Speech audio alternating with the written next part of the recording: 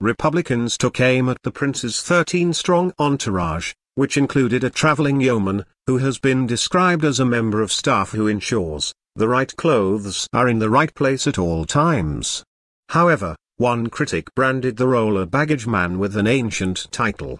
Michael Cooney, National Director of the Australian Republic Movement, took aim at the prince and questioned why the Australian government had paid for his entourage, when farmers in rural regions including Dubbo, New South Wales, were struggling following a devastating drought. Speaking to News.com, he said, "The government should explain to drought-stricken Dubbo farmers why we could afford to spend hundreds of thousands of dollars before Prince Charles had even arrived in Australia. Why did the government force Australians to spend hundreds of thousands of dollars to bring butlers, valets and travelling yeomen? Prince Harry may carry his own bag, but the next King of Australia has more staff than a VIP plane can carry."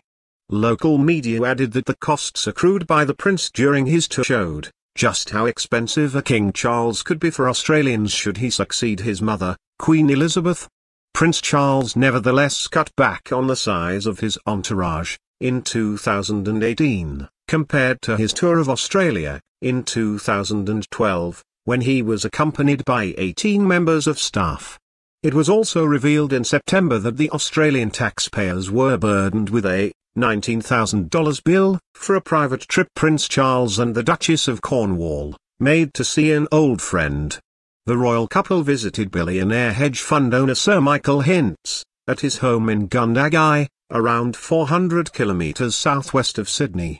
It was initially reported that the private visit would come at no cost to the taxpayer, but it was later revealed that the Australian government did cover the costs of the royal entourage's stay during the excursion. A Freedom of Information request made by journalist William Summers revealed that around $18,916 was spent on Prince Charles' 13-strong entourage, who stayed in a hotel while the Duke and Duchess stayed in Sir Hintz's property. Recovered receipts reveal that around $11,000 was spent on chauffeur-driven cars, while hundreds of dollars was spent on food and restaurant bills.